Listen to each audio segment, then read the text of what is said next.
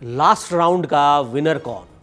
क्या महिला शक्ति बनाएगी तेजस्वी को नया सीएम, या फिर नीतीश कुमार का होगा वेलकम अगेन? बिहार की चुनावी जंग अब पहुंच गई है आखिरी और सबसे निर्णायक मोड़ पर, जहां हर वोट मायने रखता है और हर महिला की उंगली पर लगी स्याही सत्ता की तकदीर तय कर सकती है। छा गए नेताजी में आज बात बिहार के इसी लास्ट राउंड की, जो बिहार की तकदीर बनाने वाली है, जो तय करेगा कि 2025 में पटना की गद्दी पर कौन बैठाएगा। बिहार चुनाव का दूसरा और आखिरी चरण पूरे रोमांच पर है। हवा में सवाल है, क्या इस बार महिला वोटरों का जोश तेजस्वी यादव के लिए बदलाव की लहर बनकर आएगा, या फिर नीतीश कुमार एक बार फिर अपनी साइलेंट मैजिक से सत्ता में वापसी कर लेंगे? ये वही नीतीश हैं जिनका राजनीतिक सफर बिहार के उतार चढ़ाव का सबसे बड़ा गवाह रहा, और यही तेजस्वी हैं जिन्होंने अपने पिता लालू यादव की विरासत को नई भाषा, नई चेहरे और नई टीम के साथ नए शोर में ढाल दिया है। सेकेंड फेज में 20 जिलों के 122 सीटों पर मतदान है, और यही तय होगा कि बिहार के भविष्य की बागडोर किसके हाथ में जाएगी। अब आंकड़े कहते हैं कि पहले चरण में महिला वोटरों की भागीदारी रिकॉर्ड तोड़ रही, बम्पर मतदान हुआ, और यही महिला वोट इस बार किंग मेकर साबित हो सकता है। लेकिन सवाल है, इस बम्पर वोटिंग का मतलब क्या है? क्या ये नीतीश सरकार के लिए जनता का समर्थन है, या सत्ता विरोधी गुस्से की लहर, जिसे एंटी इनकम्बेंसी भी कहते हैं? अब भोजपुरी गानों की तरह इस बम्पर वोटिंग के भी दो मतलब निकाले जा रहे हैं, एक जो सीधे सत्ता की ओर इशारा करता है, और दूसरा बदलाव की तरफ। जैसे भोजपुरी गाने डबल मीनिंग के होते हैं, वैसे ही ये समझ सकते हैं आप। पिछले कुछ हफ्तों से बिहार में जो माहौल दिखा, उसमें कोई बड़ी एंटी इनकम्बेंसी लहर तो नजर नहीं आई। नीतीश सरकार के खिलाफ गुस्सा तो है, लेकिन वो उतना गहरा नहीं कि सरकार को उखाड़ फेंक दे। वहीं दूसरी तरफ तेजस्वी यादव के लिए लोगों की उम्मीदें बढ़ी जरूर हैं। उनके भाषणों में जो आत्मविश्वास दिखा, वो अब युवाओं की जवान पर दिखने लगा है। लेकिन बात सिर्फ भरोसे की नहीं, इस चुनाव में भरोसे के साथ हिसाब किताब भी चलेगा। तेजस्वी के सामने 17 सीटों का चैलेंज है।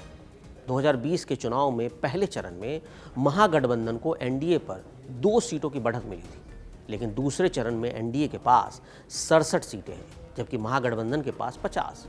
यानी अगर तेजस्वी को आगे बढ़ना है तो इन 17 सीटों की कमी को पाटना ही होगा, और अगर वो इसमें नाकाम रहे तो एनडीए सीधे 2025 की सत्ता पर झंडा गाड़ सकता है। अब सीधे मुद्दे पर आते हैं, लास्ट राउंड का विनर कौन होगा? यहाँ पर आता है तेजस्वी का 17 सीटों का चक्कर। पहले चरण के आंकड़ों को देखें तो एनडीए के पास 67 सीटें हैं और महागठबंधन के पास 50, मतलब 17 सीटों का अंतर।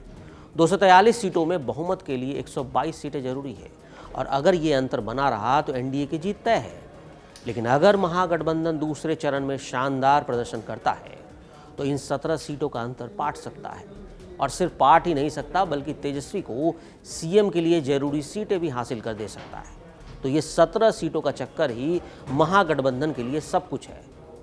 इन्हीं सीटों में ही तेजस्वी का सपना सच हो सकता है या खत्म हो सकता है। तेजस्वी यादव के लिए मौका है, लेकिन बड़ा रिस्क भी है। अगर वोटिंग उनके वादों पर गई तो आगे बढ़ जाएंगे। 2020 में महागठबंधन ने 110 सीटें जीती, एनडीए 125। क्लोज फाइट थी। पहली बार पहले चरण में एनडीए को फायदा मिला, ऐसा लगता है, क्योंकि पासवान और कुशवाहा वोट 7% सरप्लस हो गए। लेकिन तेजस्वी का कॉन्फिडेंस देखिए, वो कहते हैं कि हर वर्ग से समर्थन मिल रहा है। यहाँ एमवाई की बात नहीं हो रही। वह कहते हैं कि बुजुर्ग, महिलाएं, युवा सब महागठबंधन के साथ हैं। इसी लेकर एक्स पर उनका पोस्ट भी वायरल है, जहां वे गृह मंत्री पर धमकी देने का आरोप लगाते हैं। दरभंगा क्षेत्र में क्या हुआ ये समझिए। 2020 में दरभंगा के 10 सीटों में 8 पर एनडीए की जीत हुई, और महागठबंधन को सिर्फ 2 सीटें मिली।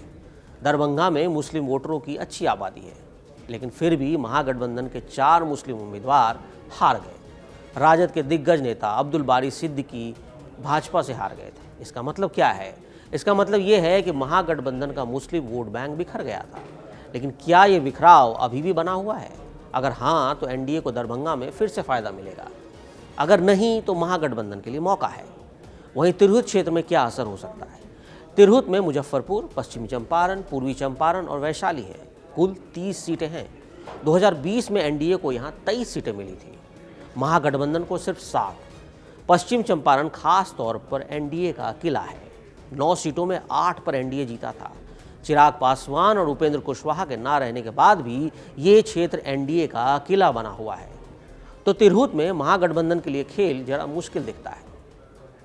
अब भागलपुर और बांका पर नजर डालते हैं। 12 सीटों में 10 पर एनडीए की जीत, लेकिन इस बार भागलपुर के कहलगांव और सुल्तानगंज में महागठबंधन के ही 2 उम्मीदवार आपस में लड़ रहे हैं। कहने को ये दोस्ताना फाइट है। कहलगांव में राजद के रजनीश भारती और कांग्रेस के प्रवीण कुशवाहा की लड़ाई से जेडीयू उम्मीदवार को फायदा होना मुमकिन है। सुल्तानगंज में भी ऐसा ही है। महागठबंधन के ही 2 उम्मीदवार आपस में लड़कर जेडीयू को शायद जीत हासिल करवा दें। ये महागठबंधन की कमजोरी है और ये कमजोरी एनडीए को फायदा पहुंचा सकती है। अब बात रोहतास, कैमूर और मगध क्षेत्र की। ये 3 क्षेत्र दूसरे चरण के लिए बहुत महत्वपूर्ण है। रोहतास और कैमूर की कुल 11 सीटें हैं। 2020 में एनडीए को यहाँ एक भी सीट नहीं मिली थी।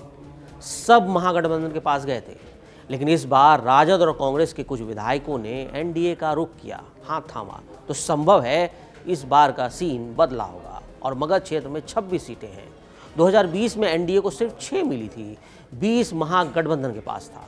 अगर एनडीए को मगध में हिस्सेदारी बढ़ानी है तो उसे यहाँ जोर लगाना पड़ेगा और मतदान के एक दिन पहले और मतदान के एक दिन बाद का असर बहुत इंपॉर्टेंट है। एक दिन में घर घर का जनसंपर्क और एक छोटी सी गलती या एक बड़ी कामयाबी सब कुछ बदल सकता है। अब सीमांचल क्षेत्र पहुंचिए, सबसे इंपॉर्टेंट जगह। सीमांचल में पूर्णिया, अररिया, किशनगंज, कटिहार, पूर्णिया 24 सीटें। ये क्षेत्र राजनीतिक तौर पर बहुत संवेदनशील है क्योंकि यहाँ बिहार की 17% मुस्लिम आबादी रहती है और मुस्लिम वोटर यहाँ की चाबी है। यहाँ की राजनीति में बस घुसपैठ, अतिवादिता, जनसंख्या परिवर्तन की बातें हुई, लेकिन मुस्लिम वोटर साइलेंट है। वो क्या चुनेंगे ये अभी तक पता नहीं, लेकिन अगर महागठबंधन को सीमांचल में जीत मिली तो ये 17 सीटों का अंतर भरने में काफ़ी मदद कर सकता है। लेकिन यहाँ सबसे बड़ी अड़चन है ओवैसी। अगर ओवैसी ने महागठबंधन की सीटें छीन ली तो फिर महागठबंधन का रास्ता हमेशा के लिए मुश्किल हो जाएगा। अब महागठबंधन की रणनीति यही है कि मुस्लिम वोटरों को फिर से एकजुट किया जाए और महिला वोटरों को अपने पक्ष में लाया जाए, क्योंकि महिला वोट इस बार निर्णायक है। बिहार की महिलाएं अब सिर्फ घर की बात नहीं करती, अब वो अपने अधिकार, अपनी सड़क, अपनी नौकरी और अपनी सुरक्षा की बात करती हैं। और यहाँ से तेजस्वी यादव को उम्मीद की एक खिड़की दिखती है, क्योंकि तिरहुत में पिछली बार एनडीए ने 30 में से 23 सीटें जीती थी। पश्चिमी चंपारण में एनडीए का एक तरफा दबदबा था। हालांकि जब नतीजे आएंगे तब ये तय होगा कि महिला शक्ति किसके साथ है। क्या बिहार तेजस्वी को देगा नई शुरुआत या नीतीश को कहेगा वेलकम अगेन, क्योंकि बिहार का चुनाव सिर्फ सीटों का खेल नहीं, जनता के भरोसे की कहानी है। और भरोसे की ये कहानी 11 नवंबर की शाम को किसके नाम लिखी जाएगी, यही देखने लायक होगा।